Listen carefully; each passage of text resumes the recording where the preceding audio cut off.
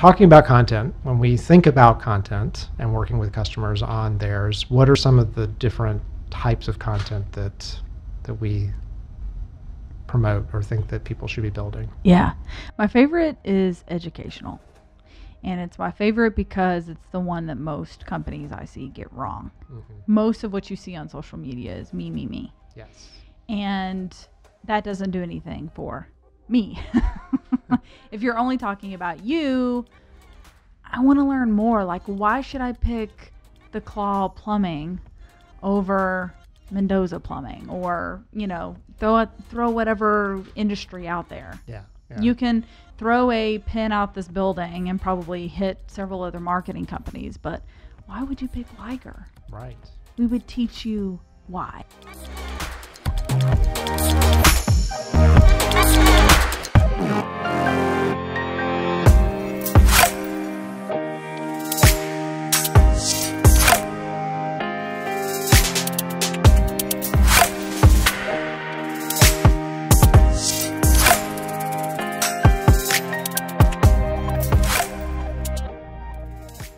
Hi, this is Eric Holtzclaw, Chief Visionary Partner at Liger Partners. And today on the Claw podcast, I had Managing Partner Whitney Mendoza.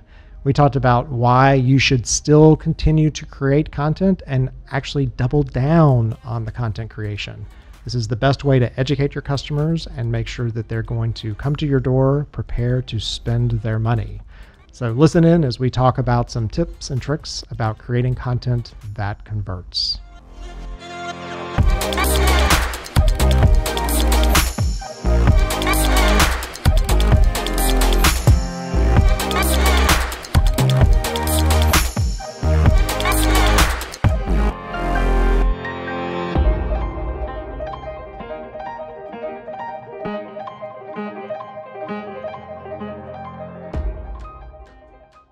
Today, and for those of you that don't know, I'm Chief Strategist over at Liger, and Whitney manages all the other things. So she makes sure that everything that we're putting together for our clients actually gets delivered. And one of the important parts of that is Liger does a lot of content.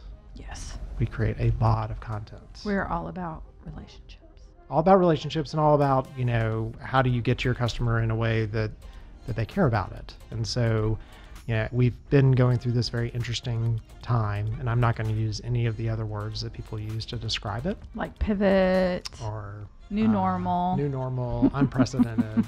Yeah, all of those. We need a new vocabulary yes, for what's currently happening. Yes. But what's interesting about what's happening is it's not that it really changed anything. It just reinforced what you should have been doing all along. Yeah, that's true. But what's interesting is, and there's an article that we're going to talk a little bit about today that we found on LinkedIn social media that was educating us on the importance of content and content creation. And what I loved about it is it really, builds into the ethos that we believe here at Liger. So talking about content, when we think about content and working with customers on theirs, what are some of the different types of content that we promote or think that people should be building? Yeah. My favorite is educational. And it's my favorite because it's the one that most companies I see get wrong. Most of what you see on social media is me, me, me. Yes. And that doesn't do anything for me.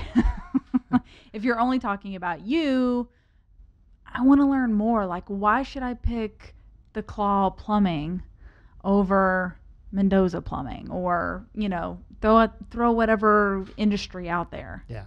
You can throw a pin out this building and probably hit several other marketing companies, but why would you pick Liger? Right. We would teach you why.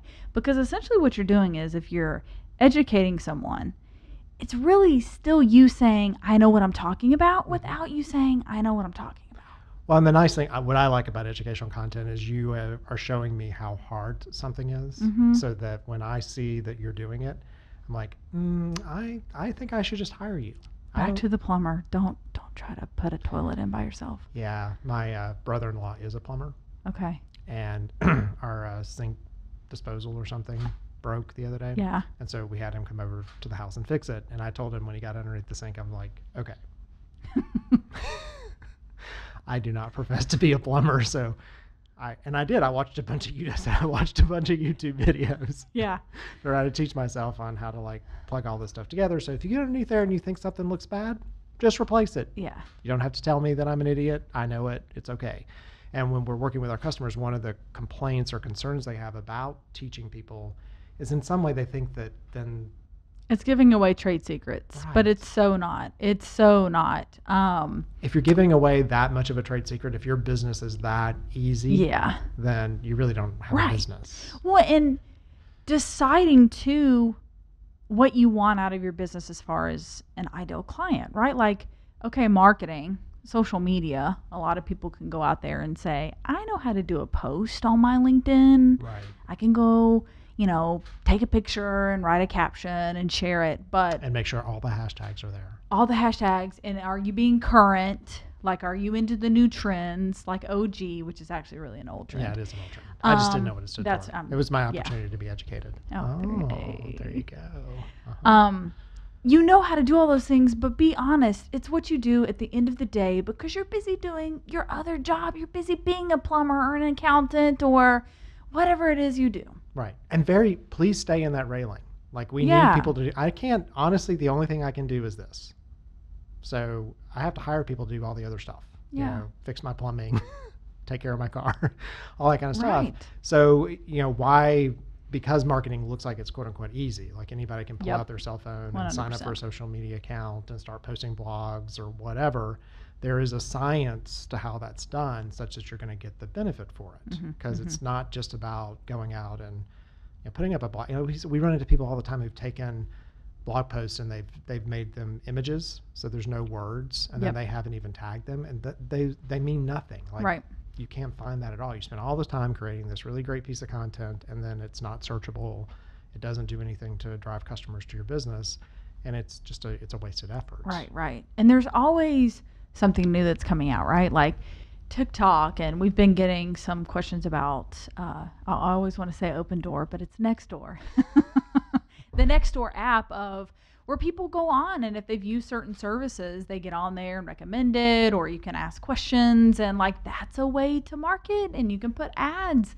But again, so it's not just your, the top 5, LinkedIn, Facebook, Twitter, Instagram, things like that. There's always something new coming out, and you have to understand how those are different, but also where should you be? What's trending there? How do you change? What kind of budget are you looking at? Like, it's so much more than just taking a picture of your salad at lunch.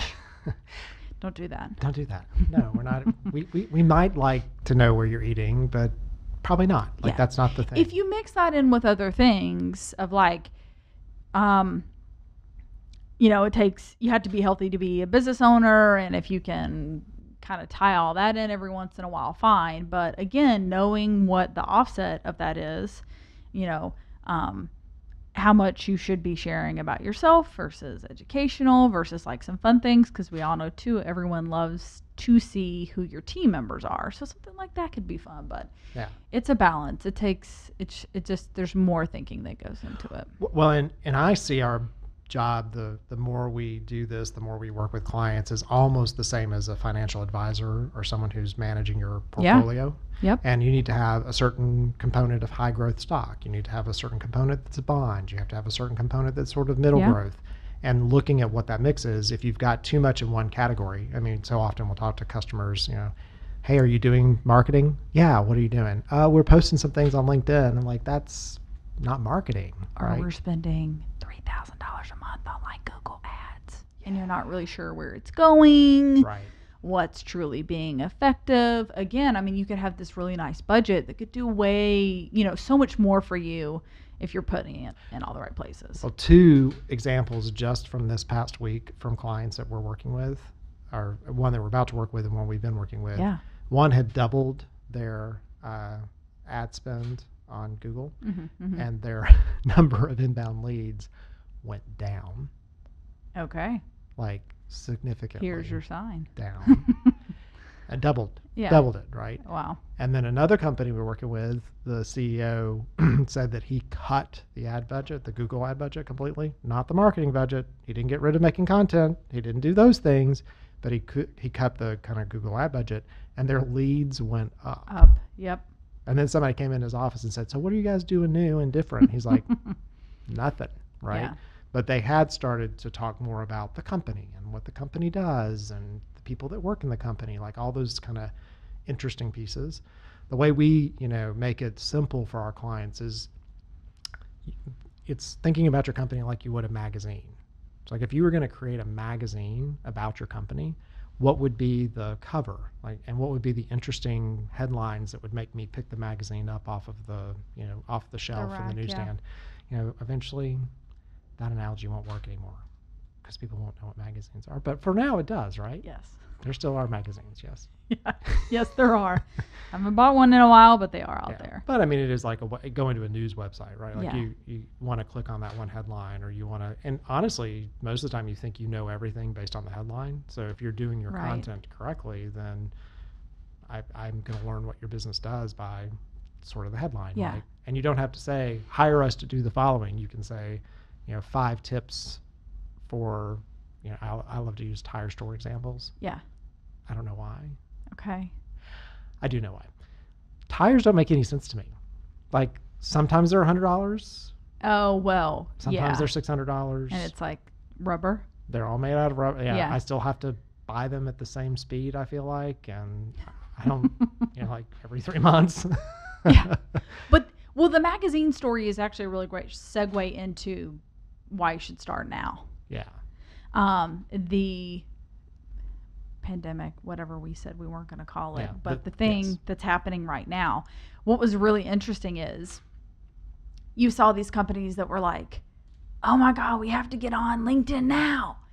You're competing with everyone else who is in quarantine that couldn't meet with anyone and said, oh my gosh, I have to get on social media now. Right. So you were, better late than never, but it's always that thing where what we say, like, last ad, first cut. It really shouldn't be that way. Right. And I really loved, I'm going to let you set it up because I know it was your favorite story, but the Pops and Kellogg cereal from the article. Yeah. So they're talking about don't be a serial killer. And it wasn't like, ha ha ha. Cereal. So during the period of time that sort of the big recessionary period, the Kellogg's had stopped. Was it, which I trying to remember? Pops had stopped. Yes, Pops had stopped spending money, and Kellogg's. And they were the number one selling cereal brand. Yes. Number one, and then they stopped.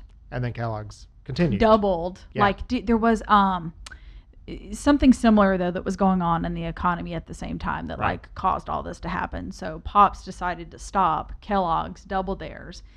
Kellogg's then became the number one cereal killing brand. Yep. And the article said Pops had never quite recovered.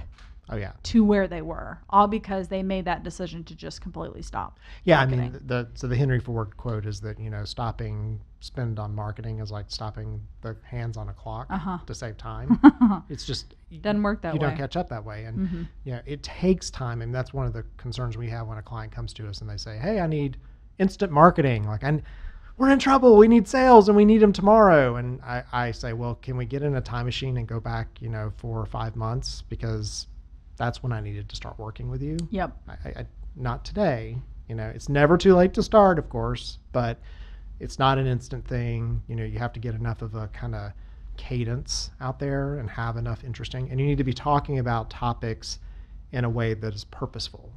And purposeful meaning, don't jump around, because people will want to talk about one topic, like we'll talk with a client. They're like, "We've already talked about that." I'm like, "You may have already talked about it, but the customer only cares at the point that they're ready to make a decision about that thing." Right. So if you're not continuing and going back to that topic, then you're not catching the person who wasn't ready at the point you put together that amazing infographic or that amazing video or created that white paper. So don't be afraid. In fact, please, please, please bring back some of your best performing content. We'll be back after this short break.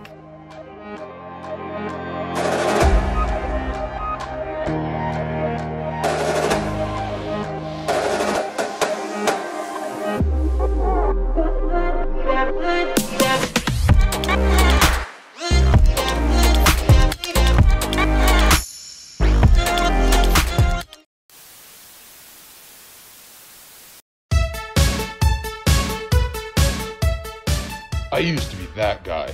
You know, the one who spends his days just eating his feelings, living in his parents' basement. It all changed when I received an invitation from the love of my life. Because of all the junk food and laziness, I had outgrown my entire wardrobe. I knew I had to completely transform my body by the end of the week. Otherwise, I'd lose my beautiful mare. That's when I created my Unicorn Magic workout system. This system gives your muscles the boost they need to kick into overdrive and get you the results you want, immediately and effortlessly. By the time I went out on my date, using a magical combination, I didn't even recognize my own body, and neither will you. I personally guarantee you will see results after one workout with no risk to me. My customers agree. No other exercise program works faster or more effectively. In fact, out of 100 users, 100% of them said this is the most effective workout program they have ever used. Let's just say I got my gorgeous mare. And if you want yours, you need the Unicorn Magic workout system. So don't be that guy. Sign up for Unicorn Magic today. Have you or a loved one been injured by a unicorn? Unicorn Magic will not help you get fit in a week, and it won't get you millions of new customers in a week either. If you've experienced any of these symptoms, you may have been affected by a unicorn marketing agency. If you need impactful marketing crafted to last, call Liger today. We fight these grandiose and absurd unicorn promises deadly to your marketing strategy and bring you long-lasting success. We guarantee you won't get overnight results. Reclaim your life and reclaim your marketing. Go online now at waronunicorns.com or give us a call at 404-832-5143. Again, the number is 404-832-5143.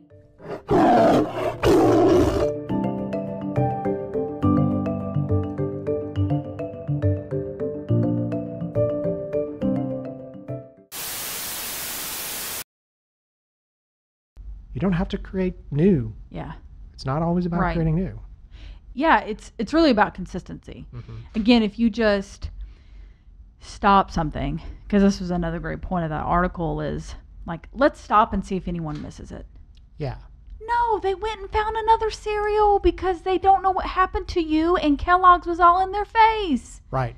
That's how that works. And I don't know why people don't understand that. I mean, that's like I watch way too much television. I'm just going to tell you. It's just, and it's not that I watch it. Like, it's a kind of background noise Yeah, when I'm I working did and stuff. Yeah, 100%. And so you'll find out that a show that you thought got canceled or whatever, like, you'll accidentally come across it again. Or the show disappears and you don't remember, oh yeah, I used to watch this show, but I never saw another season. Yep. And it's not that you love the show. Like, I love the show, but they didn't create another season, so I don't have another reason to go back and watch it again, or, you Right. know, it's the same concept. Because there's all of these new shows that are coming out that Yeah. have captured my interest and attention. Yeah, he said in the article, you know, people stop spending money on content, then all of a sudden they realize that their sales go down, and then they say, hey, that content thing wasn't working. And it's like, Yeah. yeah, absolutely. Yeah. And, you know, the whole, everything, talking again about television, so many of the shows are like, flip your own house, or, you know, learn how to cook this thing, or whatever. And all I ever get to the end of it on most of those is, wow, that looked really hard. Yeah. If I really wanted to do that, I'm going to have to call them or someone like them. Yeah. Did you see the number of utensils they used to make that meal? Like Yeah. that, I don't even own those things. So, Chip and Joanna, when are you making a trip to Georgia? so, you know, you're taking your content and really teaching people what you do, why you do it, is a way to show them that you know how to do it. Yep. And then they're like, well, absolutely, I should hire you, right? You know, telling me content, which is primarily what salespeople think about. Like, let me tell you. You need to turn tell me content into teach me content. Yep. And you need to do it in a way that's you know, consistent and based on some type of Yes. planning. Yes. You can't just willy-nilly Yeah. close your eyes and point and think that it's going to work. And that brings in the trust factor too. Because again, going back to the number of options that we have, I've got to see your posts and read about you on a consistent basis and go look for you in other places. That's the other thing that's really interesting too that we see is someone may say, oh, we got this lead, but it came in off the site. How do you think they found your site? Right. And why do you believe, like, the number of clients that we look at, there's this whole kind of conversion conversation, and marketing used to be and was always about, let me get you into the store, and if I get you into the store, a salesperson will pick you up, and then they'll, take you around and find out how many kids you've got and all that wonderful stuff. And now marketing really establishes a relationship. Yep. So it's the getting to know the person, making them feel like they know you, and we so often run into people who are like, hey, I know you, and you're like, we've never met, but you've seen a bunch of my stuff, right? Yeah. And so thinking about your marketing that way and understanding, you need analytics. You need the numbers to go and justify to the numbers people, because there's the numbers people and there's the not the numbers people. But the numbers people get obsessed with vanity metrics so often. Yep. So they will say, oh, we're getting all this traffic to our website, but then it's bouncing. And it's like, well, yeah. Number one, most people know that once they hit your website that you've now got them tagged and you're going to start showing them ads and things like that. So they avoid your website. They avoid your website until the very end. In fact, that may be the very last place they go before they decide to make the purchase. Right. So they're looking for your content everywhere else. And if you're not on social media, you're not. And when we say social media, we're not always saying LinkedIn and Facebook and Instagram. There are things like Quora, and there's Medium, and there's private forums. Yep. Like several of them have been in the news recently of doing some really amazing and interesting things. Like, you don't always have to think about the big three. In fact, you should really find some niche places to be sharing that content and thinking about it. So, we're really, that's most passionate. Like, we talk to companies all the time, because if they've got, typically they've done their website and they've done the social media and SEO, but they're missing that layer that really makes those two things work together. Right. Which is the content layer. Yeah. And it's not, I love that you say that, because it's also not that hard, right? Like, something that we do in our discovery session is we can build a 12-month calendar in like 2 hours. 2 hours. You get a bunch of great minds in a room. You come up with content ideas, and you're done for the year, and you know exactly what you're going to be talking about. You don't have to be guessing about it. It's not the thing that you're doing at 4:45 before you go out the door. Like, you already have it planned. Or at 4:45, you're like, I was supposed to do something today and I didn't. Yeah. Right? It's always the last thing. If it's not your wheelhouse, like if you are good at cooking, or you're good at, building SaaS software, or installing, selling insurance, don't try to make yourself a content creator. Yep. That's not within your wheelhouse. And we find companies kind of fall into two categories. They are either creating nothing. So we were talking right before the podcast with one of our salespeople about a client who hasn't posted anything on Twitter since 2015. I think so. But yet the prospective client was like, we're on Twitter. You were on Twitter once. Yeah, in 2015. 6 years ago. Yeah. And your Twitter post lasted 6 seconds. Yeah. Like, that's it. So it's gone. Yeah, and then if I go and I look at your Twitter feed and the last post was 6 years ago, I think you're out of business. Yeah, 100%. I think you're out of business. 100%. You obviously aren't around. Like, how else am I going to find you if you're not doing things there? Yep. And so, the one category is clients that are creating nothing. Yep. So they're doing nothing in the content category. They think they've stood up a website, and that means that everybody's going to find them and that the world's going to get there, and just not the case. And then we have clients who fall in the other category, and they're creating so much content. It's too much, yep. Yeah, they're like, we're trying to do a blog post like every other day. Stop. Like, stop the insanity. Like, let's create a nice library of content that really talks about your business, that's evergreen. Yep. Evergreen. What's evergreen? You can use it more than just today. Yes. Because, like, 3 tips to rock your LinkedIn, that's going to be pretty consistent, right? Like, you're still going to have your profile, the About Me section, the content that you're talking about. That's going to last for longer than just January 21 or February 21. Yeah. One, I wrote an article, I think in 2012, about 10 simple marketing tips. on Inc. Mm-hmm. And so when people Google simple marketing tips, that article comes up. Now, I'm not sure that I would agree with all of them now, because I think I'm talking about probably MySpace at that point or something. But, It's still around, right? Right. Somebody's on it. But there's still some relevancy to, that it's just a common concept. It's a currency topic. So thinking about how you talk about that, it is interesting to get into a wave, right, of, this is current and this is a good thing for us to talk about, but how do you create the content such that it can also be shared a year from now, and it's not as, and it's still relevant, right? Mm-hmm. And that is in this kind of post, whatever you want to call it, world, it's an opportunity for you to go back and look at your content and make sure that it's still relevant. Yeah. Like, when you have that library, you can, just we talked about, refresh it and make it evergreen again for the next 5 years. You don't have to start from scratch, because some of those points are probably still very relevant.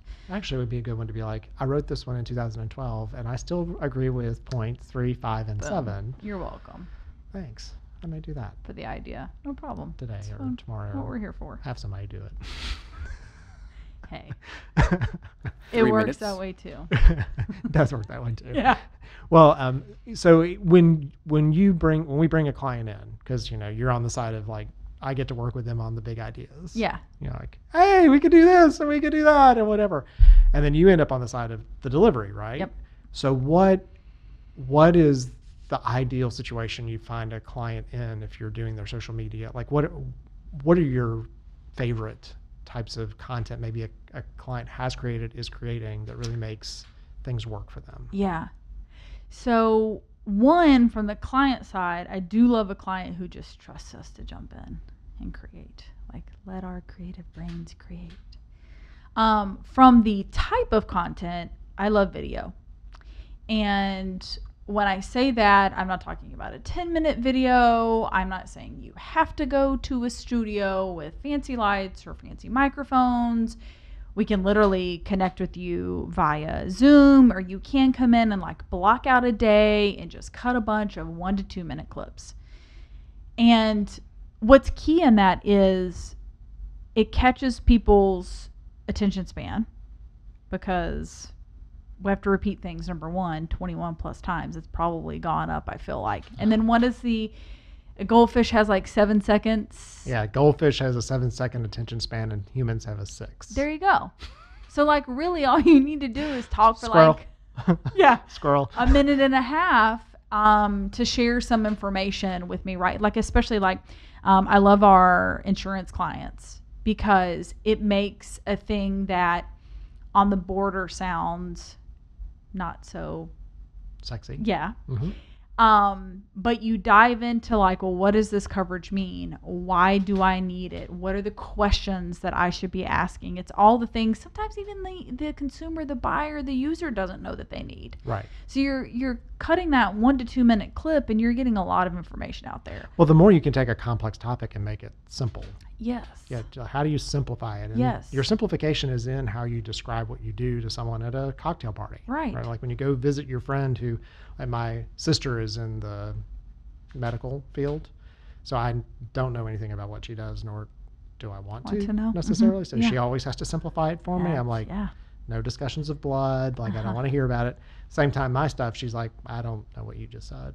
Yeah. So I think about the content when I'm creating it as to how would I tell my sister Right. this, Yeah. and make her walk away with enough information that she feels like she could tell somebody else, how it works and what it does. Okay, Yeah. so video. And video, the nice Yes. thing is you can then slice and dice video up, turn it into Absolutely. blog posts, use it over again, So what other kind of content do you like to see companies making or creating?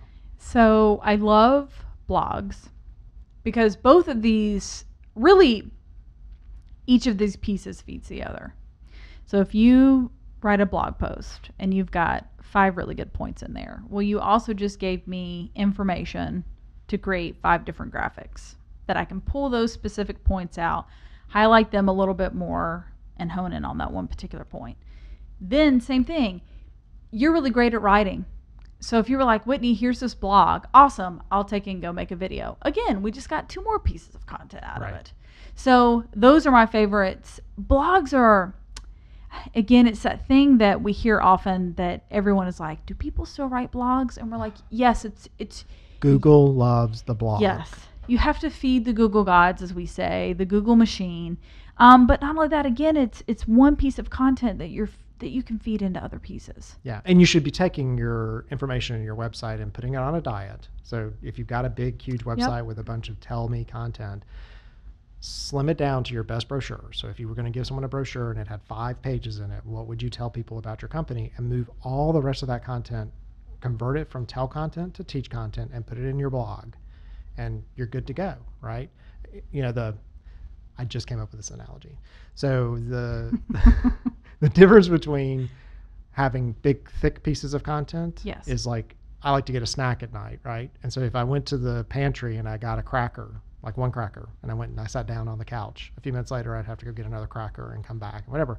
Or I could just take the whole box of crackers and go and sit down on the couch and eat the crackers, right? So creating a video is like a box of crackers. Like there's so much in there that we can then pull out and then reuse and kind of come back over and over again. So it just pays dividends over time. So in our whatever the new world is, you should not stop creating content. In fact, I would ask you then, if you're not creating content, how the heck are you connecting with your customer? Like, I mean, just what are you doing? Like, you're just trying to barrage them with emails and ads and things, and you're like, you got to be creating content or taking content that you have and not being afraid to share it. I mean, business is still going on. People still need to make money. They still are interested in what you do. Just make sure it's educational and make sure it's, reusable as you build it. So double down on your content. True for B2B, true for B2C. Doesn't matter. It is not that's just something that big companies do or something that, the local business should do. That is something that all businesses should be doing. You should teach your customers what you do. And if you do, they'll trust you and then they'll buy from you, which is what you ultimately want them to do. Yes. That is the main goal, my friends. Main goal, making the money. No cheese, no please. More cheese for your quesadilla. That's one of our little things. Yeah. That's great. Well, it was so much fun having you back, and it we're was 6 feet apart from each other in our new studio. But so look, I love the view. So beautiful out there today. Yeah. So if you are a C-suite executive in the marketing category or running an agency or want to talk about marketing, please feel free to reach out to us. We'd love to have you as a guest on The Claw. And until next time. Thank you so much for tuning in to the Claw Podcast. Don't forget to like and subscribe, rate and review this podcast. And if you or someone you know wants to make an appearance on this show, email us at yourbestie@ligerpartners.com.